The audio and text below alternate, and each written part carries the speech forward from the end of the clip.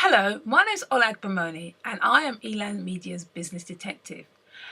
Elan Media is the #1 marketing agency for holistic therapists and practitioners, and we help you hug your customers, hear, understand, and give back incredible value. Okay, so why am I here today? I'm here answering every question that you ever wanted to ask about social media but were afraid to ask. Not all at once. A question at a time. And today's question is, what's the difference between marketing and spam on social media? Okay, I would say that spam are like weeds. So I've got a garden, and in my garden I have some ivy growing. Somebody planted ivy. Now, to most people, ivy isn't a weed, but to me it is, because I don't like ivy and it grows everywhere. So basically, in horticultural terms, a weed is something that is grown where you don't want it to grow and you don't want it, regardless of how pretty the plant is. In marketing terms, spam is uninvited communication that you don't want, regardless of how useful it is. So the way that you can distinguish between spam and marketing is with permission. If you have permission to send people stuff and information, and they've given you permission to engage with them, then what you're sending them is not spam because they've requested it.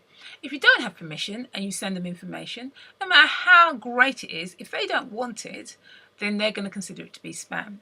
So the way in which you distinguish yourself is to get permission. How do you get permission in social media? You ask for it. You ask people whether or not it's okay for you to send them stuff. You can have a lead capture form on your website that says, with a double opt-in, which says, put your details in here and tell us that you want us to send you information. And when they do, you send them another email that says, are you sure you want this information? Please confirm. And now you know you've got their permission. You also give them the option to opt out anytime. In terms of using the platforms are user directed. So if you are on Facebook and you're putting up lots of information that people don't want to read, you'll soon know it's spam because no one will engage with you and they won't share it. So one of the things you can do is to test and measure, to monitor how your engagement is being received by your audience. If no one pays attention to it, then you can say, well, it's not interesting because no one's sharing it, no one's engaging with it, no one's responding to you. If you ask people, did you find my post interesting? Then you'll know whether or not people found them interesting and just didn't say because they can come back. You can incentivize people to respond by running competitions. And saying, the first person to give me their feedback on this post gets an X off my Y, and so that you know that people, you can get a better gauge on whether or not people are finding what you're putting up interesting. So as just to summarize, difference between spam and marketing material and information is permission.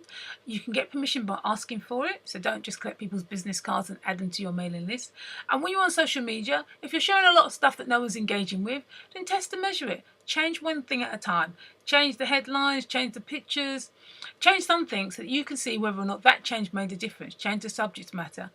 And then if no one's still engaging with it, go and ask your audience about what they want to see and the kind of information they'd like you to share. Okay, I hope that you found that useful.